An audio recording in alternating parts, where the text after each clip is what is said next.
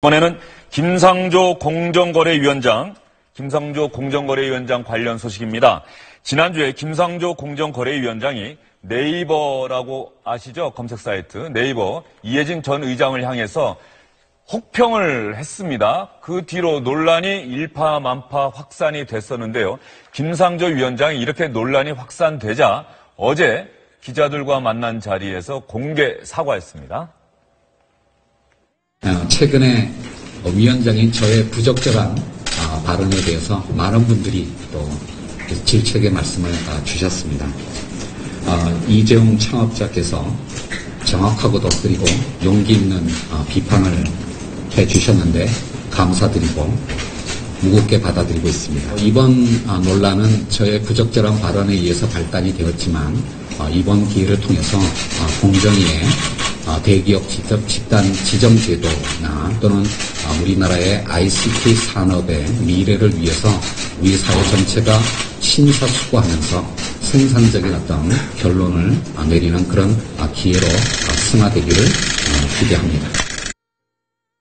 김상조 위원장 발언을 가만히 보면 저의 부적절한 발언에 대해 많은 분이 질책을 해주셨다. 이재용 다음 창업자 이야기했습니다.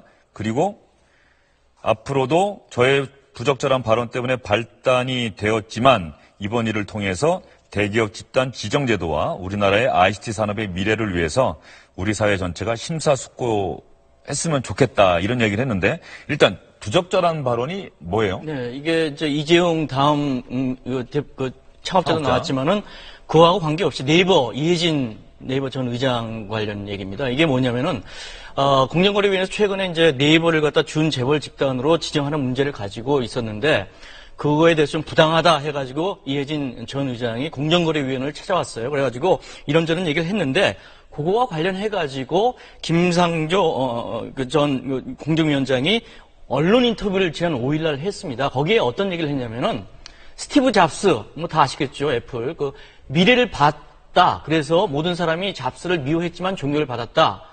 네이버 이해진 전 의장하고 대화를 해봤는데 해본 결과 잡스처럼 우리 사회 미래 비전을 제시하지 못했다. 아쉬웠다. 그래서 이렇게 가다가는 민원의 대상이 된다. 이렇게 얘기를 한 거죠. 이 문제에 대해서 아까 말씀드린 대로 이재용 다음 창업자가 얘기를 하니까 여기에 대해서 여러 군데에서 비판이 나왔습니다. 그래가지고 거기에 대해서 사과 발언을 하게 된 것이죠. 예. 그리고 여기에서 김상조 위원장이 문재인 대통령을 제2의 스티브 잡스다 이런 얘기도 하지 않았어요? 그렇습니다. 그거는 같은 자리에서 하는 건 아니고 다른 자리에서 했는데 요새 김상조 공정거래위원장이 스티브 잡스에 꽂혔는가 봐요. 문재인 대통령이 제2의 스티브 잡스로 진화 중이다. 이런 얘기를 했는데 그 내용이 뭐냐면은 이런 얘기입니다.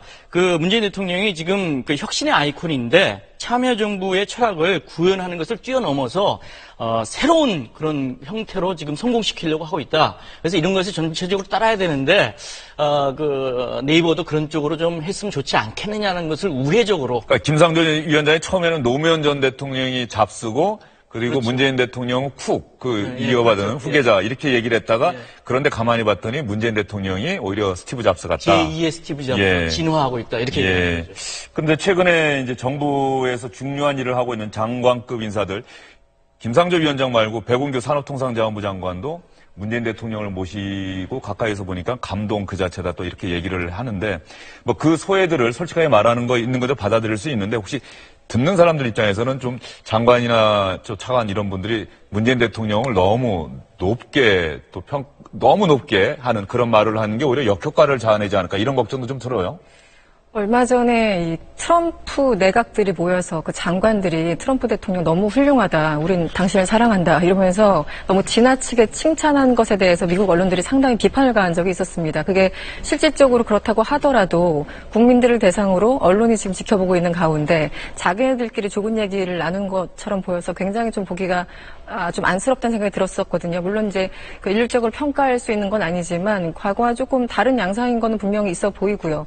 국민들 입장에서는 지금 현 정부에 그리고 현 내각에 대해서 찬반이 분명히 엇갈릴 겁니다. 그럼에도 불구하고 어떻게 보면 찬성하는 사람들에게는 굉장히 좋은 언사일 수 있으나 그렇지 않은 사람들에게는 굉장히 불편한 언사처럼 들릴 수 있거든요. 그래서 내부적으로 좋은 평가를 하는 거는 저는 맞다고 봅니다. 그 대통령이 싫은데 내각에서 어떻게 일을 합니까? 그러겠죠. 네, 속으로는 그렇게 생각을 분명히 하더라도 이 공개적인 석상에서의 어떤 발언 수위는 좀 조절을 해주셨으면 하는 생각을 요즘 많이 좀 해봅니다. 네, 어쨌든 문재인 대통령을 지지하는 분들 사이에서도 너무 과한 것 아니야 이런 얘기가 또 나올 수도 있는 거니까 네네. 장관급 인사들의 발언이 좀 신중해야 되지 않을까 이런 생각은 들고요. 어쨌든 간에 김상조 공정거래위원장이 이해진 전 의장을 비판하는 발언을 했는데 그러면 이해진 전 의장이 무슨 소리냐 어떻게 나에 대해서 뭘 한다고 그런 얘기를 합니까? 라고 이해진 전 의장이 반박에 나서야 되는데 오히려 다른 사람이 나섰어요. 이해진 의장은 사실 반박을 할 수가 없죠. 지금 공정위를 통해 가지고 다음이 준 대기업 집단으로 지정이 되고 본인이 그 기업의 총수로 지정이 돼서 규제를 받아야 되는 네이버가 다음 죄송합니다. 네이버가요. 예. 네이버가 그런 상태에서 이해진 의장 무슨 말 하겠습니까? 그러니까 대신 이해진 네이버 의장의 아주 절친한 친구 중에 한 사람인 다음에 이재용 창업자가 직격탄을 날린 겁니다. 예. 그래서 이제 이 문제가 불거진 건데 이재용 창업자가 뭐라고 그랬냐면 아무것도 없이 맨몸으로 정부 도움 하나도 없이 한일 최고의 인터넷 기업을 일으킨 기업가를 이렇게 평가하는 것은 오만하다. 동료 기업가라서 화가 난다. 이렇게 얘기를 했습니다. 김상조 위원장의 발언을 직격탄을 날린 거죠. 그런데 이 발언이 좀 더 논란이 되니까 그 다음에 조금 톤을 낮춰서 오만하다는 표현은 내가 좀 지나쳤던 것 같다.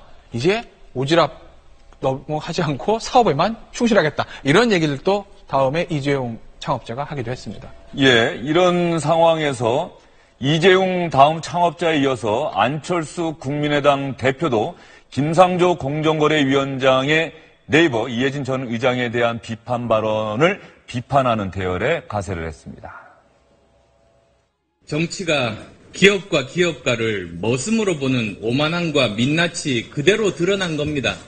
20년 전 이건희 회장이 우리나라 기업은 이류, 행정은 삼류, 정치는 사류라고 한 적이 있습니다.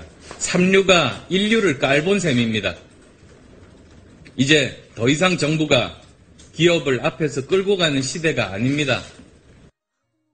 이승원 평론가는 안철수 대표의 발언 동의하십니까? 부분적으로 동의를 합니다. 그런데 지금 김상조 위원장의 어떤 발언을 정치적인 영역에서 볼 것인가? 저는 어떻게 보면 김상조 위원장은 워낙 캐릭터가 강하고 워낙 그 분야에서 오랫동안 일을 했던 사람이잖아요. 그렇기 때문에 어떤 정치적인 영역에서 비판을 했다기보다 평소 개인적으로 그 기업들이 갖고 있는 시각을 자신도 모르게 저렇게 표출한 것이 아닌가라는 생각이 들고요. 기본적으로 어제 김희수 헌재 소장 그 임명동 의원 부결됐을 때 안철수 대표가 그런 얘기를 했죠. 결정권 우리 당이 갖고 있다 얘기를 했는데 그런 발언에 어떤 연장선인지 모르겠지만 하여튼 이 와중에 좀 약간 숟가락을 얹은 것은 아닌가, 이재용 전 대표의 어떤 그 발언에 숟가락을 얹은 것은 아닌가라는 생각이 들고, 그럼에도 불구하고 본인이 5명의 사원으로 시작한 그 안랩이라는 기업을 지금 400명, 500명이 넘는 중견기업으로 키워왔기 때문에 과거에 중소기업을 운영했던 사람으로서 또 충분히 가능한 얘기이기도 합니다. 그런데 어떤 어제 저 발언을 듣고서는 과연 개인적인 소신의 발언인가 혹은 정치적으로 조금 더 숟가락을 올리는 발언인가는 보는 사람에 따라 조금 평가가 달라질 것 같습니다. 네. 예. 김상조 위원장의 이해진 네이버 전 의장에 대한 비판 발언, 스티브 잡스처럼 미래의 비전을 제시하지 못했다. 이 발언이 나온 이유가 있을 것 같아요. 그냥 그 발언을 그냥 한 게 아닐 거 아니에요. 이해진 전 의장을 굳이 겨냥해서. 아까 말씀드린 대로 이제 이게 원래 촉발된 것이 네이버를 준재벌로 이제 규정을 하려고 이제 하니까, 이해진 전 의장이 그거 좀 부당하다 해가지고 공정위를 찾아갑니다. 그래가지고 이제 대화를 한 거죠. 대화를 했습니다. 같이 둘이, 김상조 위원장하고. 해보니, 이해진 이 양반이 내가 보기에는 미래 비전이 없다. 그래서 스티브 잡스 얘기 나온 것은 아까 말씀드린 대로 김상조 위원장이 지금 스티브 잡스에 좀 꽂혀 있는 것이었는데, 그렇게 되니까 이 얘기가 나온 것이고요. 말씀드린 대로 이제 이해진 전 의장은 내가 사실 4% 남짓한 주식밖에 안 가지고 있다. 내가 지금 네이버를 갖다 이렇게 무슨 총수 재벌 할 것이 아니다. 라고 이렇게 이제 지난달에 가가지고 얘기를 했는데 그것과 관계없이 9월 1일 날 총수로 지정을 했습니다. 그래서 네이버 쪽에서는 일부 이제 행정 소송을 검토하기로 하고요. 이런 와중에서 이제 이런 얘기들이 오가면서 언쟁이 된 것입니다. 네이버가 준 대기업으로 지정되는 것, 그리고 총수가 지정되는 것, 이게 도대체 어떤 총수 없는 대기업과 총수 있는 대기업이 어떤 차이가 있길래 네이버가 저렇게 민감하게 반응을 하고 있는 건가요? 일단은 우리나라에서 재벌이라고 합니다. 그걸 이제 공정거래법상 상호 출자 제한 대규모 기업 집단이라고 하는데 자산 10조, 원래 5조를 기준으로 해서 5조 이상인 기업들을 대기업으로 지정을 해서 규제를 했거든요. 뭐 상호 출자 제한에다가 일감 몰아주기, 뭐 공시뭐 15가지 정도 규제가 있는데 그게 이제 작년 말에 야, 이거 너무 강한 거 아니야? 그래서 10조를 높입니다. 그러면 이제 규제받는 대상이 기업이 줄어드는 거죠. 근데 이제 5월 새 정부 들어와서 공정거래위원회가 다시 하나를 더 만듭니다. 예전처럼 5조부터 9조 9천억, 10조 아래까지 기업들을 준대기업 기업 집단이라 가지고 새로운 이제 규제 대상을 만든 거거든요. 거기에 지정이 되면 이제 뭐 상호 출자 제한 이런 것들을 받는 것은 아닌데 공시 의무가 부과되는 것이고 그다음에 시청자 여러분 많이 잘 알고 계시는 일감 몰아주기 규제 대상이 되는 겁니다. 그런데 이제 네이버가 자산이 어쨌든 5조가 넘으니까 새로 지정이 돼 준대기업 기업 집단으로 지정이 돼서 일감 몰아주기 규제를 받는 것이고요. 이해진 의장의 총수로 지정되는 어떤 의미가 있냐면 이 대규모 기업 집단을 지배하는 총수가로 지정이 되면 그 총수와 관계에 있는 특수관계인들에 대한 회사들의 경영활동가 다 공시가 돼야 됩니다. 그러니까 네이버 얘기에 따르면 이해진 의장의 뭐 6촌 형제가 뭐 음식점 운영하고 있다고 하거든요. 그 음식점도 지금 공시 대상 기업으로 되는 거죠. 여러 가지 불편함이 좀 따르는 겁니다. 그래서 이제 이해진 의장 측은 야 내가 그 지분 5%도 아니고 다 4점 몇 프로 가지고 내가 왜 총수냐 이렇게 항변하고 있지만 공정의 생각이 다른 거죠. 왜냐하면 이 대기업의 오너 즉 총수 이 특수관계인 규정하는 기준 두 가지거든요. 지분 5% 이상 또는 지분이 그게 아니더라도 실질적으로 임원 선임이나 경영활동에 간섭할 수 있는 어떤 실질적인 영향력을 행사하는 이 부분인데 공정위는 이해진 회장의 지분은 적지만 실질적으로 네이버 계열사의 임원 선임이라든지 이런 데 막강한 영향력을 펼치기 때문에 총수가 맞다 이렇게 보고 있는 거죠. 예, 네이버는 억울하다 이런 얘기를 하고 있는데 어쨌든 간에 시청자 여러분, 네이버의 이해진 전 의장 시청자 여러분 평소에 모습을 자주 보지 못하셨죠? 저도 그렇게 본 기억이 없습니다. 과연 어떤 목소리를 갖고 있고 어떤 생각을 갖고 있고 어떤 얘기를 했는지 기억에 잘 없는데 주영진의 뉴스 브리핑에서 한번 영상을 찾아봤습니다. 지난해 네이버의 메신저 앱 라인이 한국과 일본에서 동시에 주식 상장이 되던 날 이해진 전 의장이 기자들 앞에서 했던 얘기입니다. 바깥에서 저희 볼 때 공룡으로 많이 이렇게 그려지는 것 같은데 전 그 옆에 약간 구글이나 큰 회사도 같이 그려봤으면 좋을 것 같고요. 저희가 공룡이면 도대체 그 사람들은 뭐라고 표현해야 이 그림이 나올지 모르겠는데 그런 회사들하고 경쟁에 살아남는 것이 가장 큰 두려움일 것 같고요.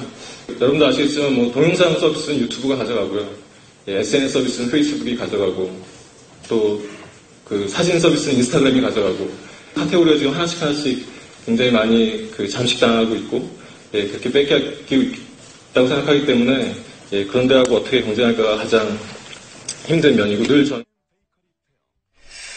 네이버를 공룡이라고 하는데 동의하지 않는다 이런 얘기를 했는데 뭐 사실 근데 많은 분들은 지금 포털 공룡이라고 하지 않아요 네이버를? 그렇죠. 일반인 저 같은 사람이 느끼기에는 사실은 대부분 사람들이 네이버를 많이 쓰는 건 사실이고 인터넷 기업 치고는 국내에서는 어쨌든 공룡은 맞습니다. 그런데 이제 뭐 구글과 비교했을 때 좀 다를 수 있지만 그래서 그 공정위에서 얘기하는 건 네이버가 사실상 뭐 여러 가지 뭐 경쟁력이나 어떤 그 소위 말하는 인터넷 골목 상권을 뭐 장악하고 있다 뭐 이런 것 때문에 여러 가지 좀 고민을 하고 있는 것 같은데요. 이해진 씨 입장에서 좀 억울할 수 있을 것 같아요. 본인 지분도 그렇고 일가가 주식을 한 주도 갖고 있지 않은 것도 그렇고 뭐 어떤 지배력 강화를 위해서 순환 출자 구조를 하는 것도 아니고 그러니까 이것도 아니고 저것도 아니고 굉장히 투명한 구조를 갖고 있는데 본인을 총수로 지정한 것 그리고 주변에서 본인들을 공룡이라고 지칭하고 뭐 상징하는 것 그 여러 가지에 대해서 상당히 좀 부담을 갖고 있는 것 같습니다. 그럼에도 불구하고 피해를 보는 기업들은 분명히 존재하는 것 같긴 하고요.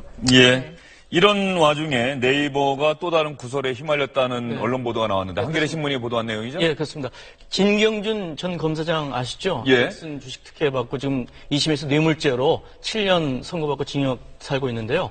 그 양반하고 또 여기 엮였어요. 그 진경준 검사장이 현직에 있을 때 2014년 말 2015년 초에 있었던 일입니다. 그 당시에 이제 대표가 김상헌 대표라고 그 서울대 법대 선배였던 모양입니다. 그래가지고 보시면은 그것 때문에 이제 사립 고등학교 다니고 있는 딸이 하나 이제 진경준 씨가 있었던 모양인데 네.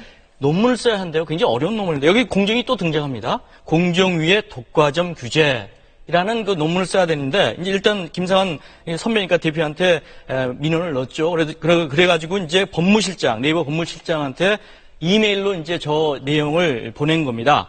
딸의 기업 관련 논문, 아까 말한 그 과외 좀 봐달라. 월화수 3일 집중 강의해달라. 매일 4시간 정도 열흘을 직접 설명드려야 하는데 아무 조치가 없었다. 근데 지금 써놔서 그렇지 부하 직원 부르듯이 강하게 뭐 얘기하고 이랬어요. 그래서 이제 갑질했다 그런 얘기가 나오는데 하여튼 어떻게 됐냐면은 네이버 법무실장은 이제 거기에 답변을 해줍니다. 사무실에 오셔가지고 2시간씩 공부하는 게 좋겠다. 이렇게 해가지고 결과적으로 좋은 대학교에 진학을 했다는 겁니다. 이게 예. 이제 네이버가 또 구설수에 오르는 또 하나 이유가 됐습니다. 예. 네이버 측에서는 어쨌든 간에 뭐 저대로 됐다고 얘기를 하지는 않겠죠? 당연히. 일단은 뭐 처음에 뭐 황제 인턴 뭐 어쩌고 얘기하는데 그건 인턴은 아니었고 잠시 저렇게 봐줬다. 그래서 큰 문제는 없다 이렇게 얘기를 하고 있는데 어쨌든 이거 아까 말씀드린 대로 당시 네이버 대표가 김상원 씨인데 김상원 씨가 그때 넥슨 주식 특혜했을 때 같이 징계유치를 했다고 해서 또 구설수가 많이 오르지 않았습니까? 이런 문제 저런 문제가 얽혀가지고 이런 잡음이 나오고 있는 것 같습니다. 네, 어쨌든 간에 사적인 인연이 돈독하다고 하더라도 네이버가 저런 식의 특혜를 만약에 줬다. 이 언론 보도가 사실이라고 한다면은 네이버 입장에서도 좀 할 말이 없겠어요. 그렇죠. 왜 예를 들어서 사실 저희 딸도 고등학생인데 이제 대학 가려면 뭐 써야 되는데 제가 네이버에 전화해가지고 해주시면 해주겠습니까? 안 해줍니다. 그러니까 진경준 검사장이라는 그 검사이기 때문에 해줬다고 볼 수밖에 없는 거 아니겠어요? 그러니까 부탁한 진경준 검사한테 정말 무리한 부탁을 한 거. 아니 사기업에 가서 자기 딸 논문 봐달라는 얘기를 왜 합니까? 그것도 그렇고 그걸 또 거절하지 못하고 들어준 네이버도 정말 비난을 받을 수밖에 없게 됐고 그나마 진경준 검사장 입장에서는 딸이 하버드대로 진학해 그나마 다행입니다. 만약에 국내의 명문대에 진학했으면 또 이거 지금 특혜 입학의 어떤 이것 때문에 입학한 거 아니에요? 이런 또 문제가 불거질 수 있지 않았겠습니까? 네, 김상조 공정거래위원장의 발언으로 촉발된 이번 사안, 시청자 여러분은 어떻게 생각하시는지 궁금합니다. 현 정부의 기업에 대한 인식, 특히 ICT 관련 기업에 대한 인식, 이 부분에 대해서 다시 한번 생각해보는 계기가 될 것 같습니다. 저희는 다음 주제로 넘어가 보도록 하겠습니다.